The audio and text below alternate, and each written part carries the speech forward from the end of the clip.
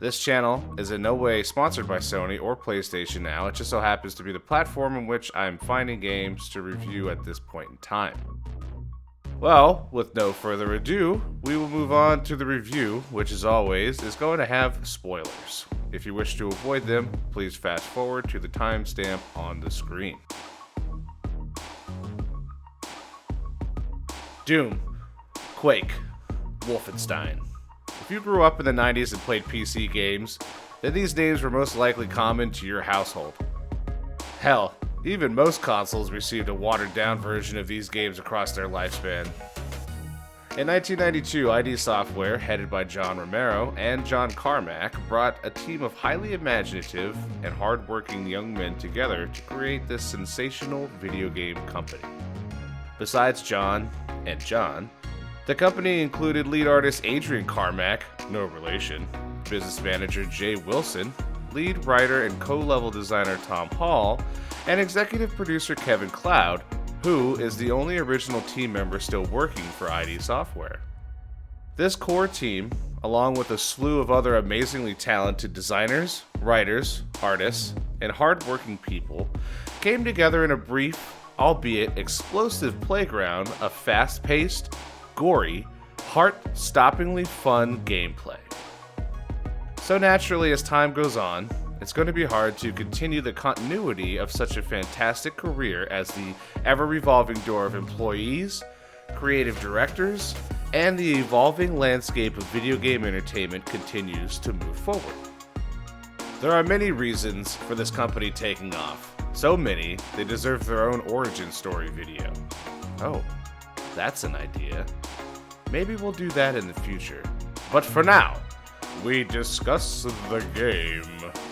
Originally, ID Software found this little gem of a game called Wolfenstein, created by a single programmer named Silas Warner of Muse Studios. After taking Silas onto the team so they could, one way or another, get their hands on the rights to Wolfenstein, they created a masterpiece of gory, fast-paced Nazi death that was so real and so prolific, the country of Germany denied its sales on their shelves, and Nintendo swung by to ask for a slice of the rights pie, albeit a toned-down version, which the ID guys hated so much they sold the engine and software to a company called Wisdom Tree, which made, I shit you not, a Noah's Ark version of Wolfenstein, where you play as Noah, wandering the Ark and putting goats to sleep with your slingshot.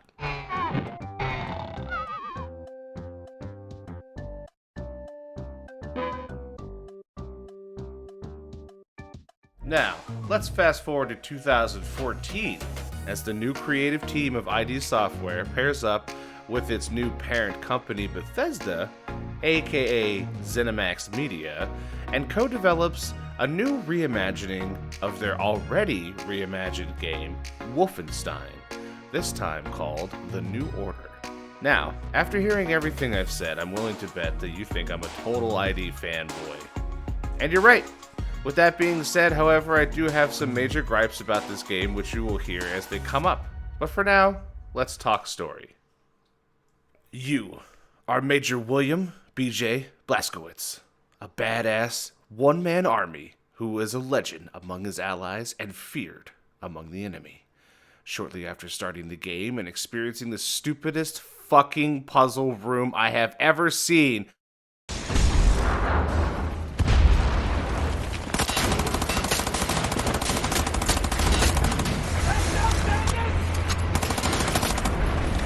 Strike one! You are captured by the big bad General Deathshead as he forces you to choose one of two comrades to die.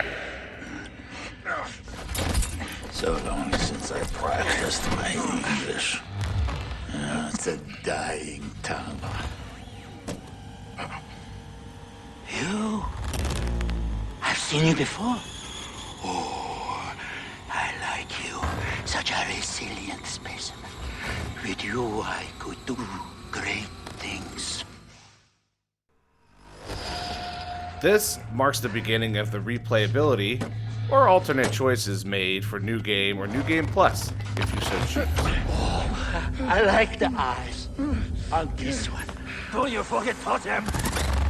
I like yours.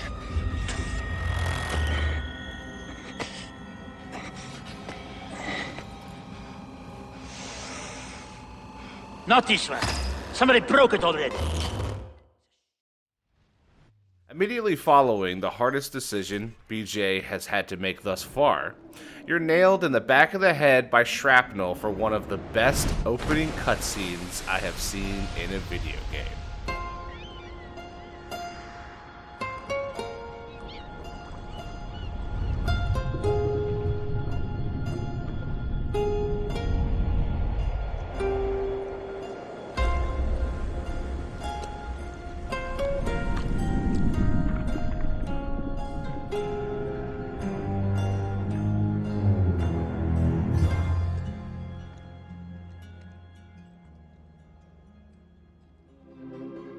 BJ is then rescued by fishermen and brought to a Polish asylum as he is now catatonic and receives care by his clearly soon-to-be love interest, Anya. They dissipate like a scent on the wind, but it's getting better. Here's what I know. I'm in Poland. A hospital. No, an insane asylum. She's the head nurse. That's her father. Shrink. And her mother. Some type of pharmacist. They run the place, I reckon. Sometimes Christmas. Sometimes birthdays. And sometimes Nazis come. They leave with patients in shackles. Like it's Death's personal candy store. And the shrink raises hell and all, but in the end, he signs. After a short escapade involving a group of Nazi soldiers bursting into the asylum to finally shut it down, the mental block snaps in BJ as he dispatches the Nazi with cold, calculated detachment.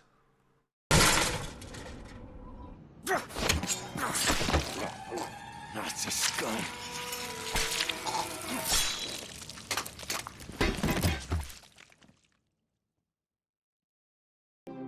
Depending on your difficulty, you could probably breeze through this section and the rest of the game without much of a problem.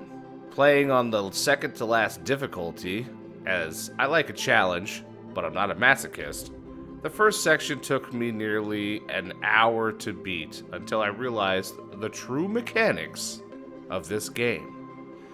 And it's also one I highly disagree with: stealth. I understand the introduction to and ability to use stealth type gameplay to work your way around the levels, but to make it so heavy-handed is aggravating to say the least. The amazing thing about Wolfenstein, and its counterpart Doom, was the ability to run and gun, mowing enemies down and collecting things along the way.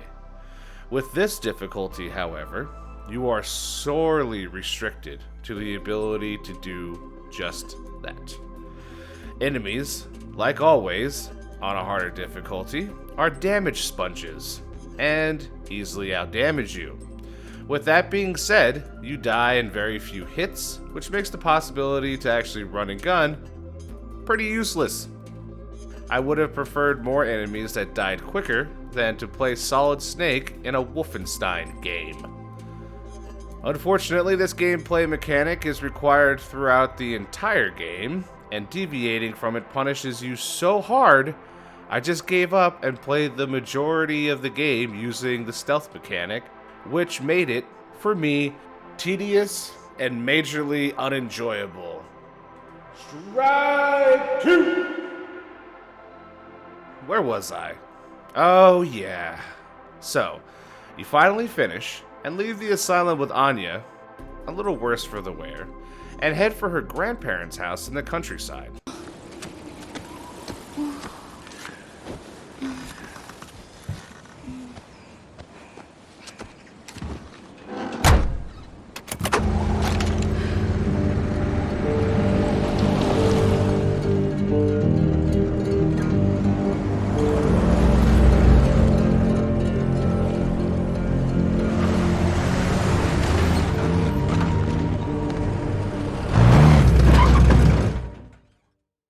I will say that most of the game's saving grace for me was actually character development.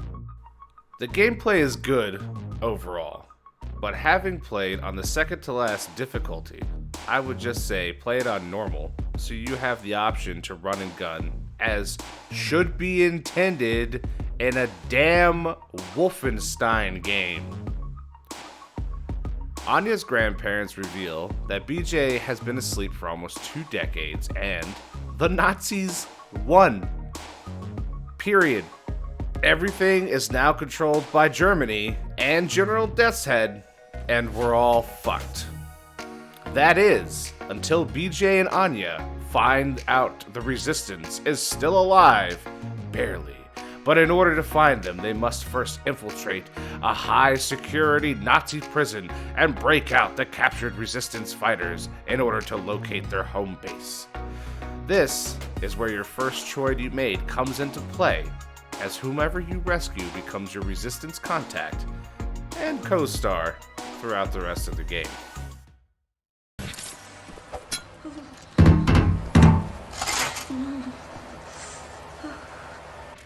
Hold me, I'm freezing. Max, hold! Mr. Max. Put them down, Max. Gently.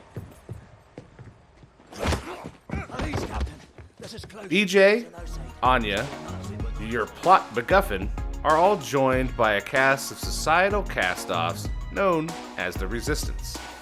Carolyn Becker, Max Haas, Klaus Kreutz, and Tekla, with more joining later, but this is the core team you return to. Fuck me. BJ Blazkowicz. I should have known only you would be dumb enough to do a daytime entry. Lady. Glad to have you back, Furnace. Caroline, you're alive. If you call shitting in a bag living, 3 pulverized vertebrae. You? Head trauma, 4 inches of cast iron shrapnel right in the conch. Still in there. Severed colon, septic shock, shattered pelvis. Memory loss, flashbacks, 14 years in a loony bin. Good to see you, William. Fergus, I need the keys to the archives. So? You got them? Yeah. Hang on. Fuck! You okay, Fergus? I'm getting old, Blazkowicz. I don't know how much longer I can keep doing this. We'll be all right. We can still get the job done. Aye? For how much longer? What's this about, Fergus? I don't know. Nothing. Everything. It's about that boy, goddammit, Private Wyatt. He should be here instead of me. He was young. He had potential. He could have given us a future. You and me were 2 fucking mummers from the past, running on nothing but... Jesus Christ, Tekla! Why aren't you asleep? I try not to sleep. No telling if I'll ever wake up. Let me ask you something. He will not understand. Where do you go when you lose consciousness? Why even bother? What? Surprise, surprise. You have a brain. The brain is a biological computational device running an electrochemical process. Your consciousness is an emergent property of said process. Blank face like that of a baby. In other words, you are your electrochemical process. Fundamentally, you have the experience of a continuous existence. You are you at this point in time, the same you as you were in the past, and you have a sensation of riding along this continuum of being you into the future. Do you follow me? Weißt du das? Doch eine gute Junge. Und jetzt bist du auf dich allein gestellt.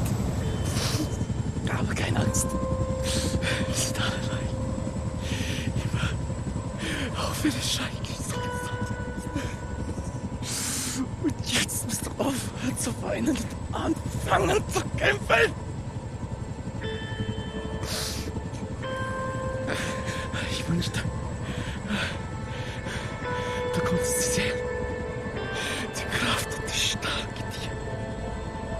Honestly, I was very surprised to see the character development between everybody as the game goes on.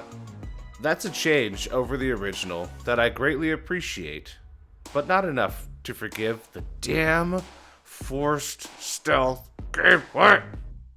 After a bit of exploration in the clubhouse, you're given your first task to move the plot forward. This pattern continues through the rest of the game. Get mission, complete mission, character development, sex with Anya. Oh, I didn't mention that? Well, there you go. It's not Witcher 3 levels of sex, but hey, they could die at any moment, so smoke them if you got them. Eventually, you're tasked with entering a concentration camp to find the source of Dot Yishud, who turns out to be a brilliant engineer and Yiddish scientist, Set Roth.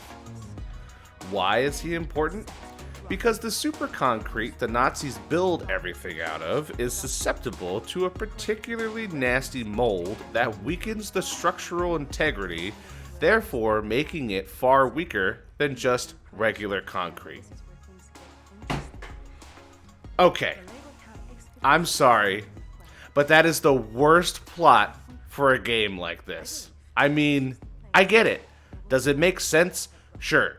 Because the Nazis used some kind of concrete fashioning technique they stole rather than invented, they have no idea of its actual properties, but decide to build everything out of it because it's super strong.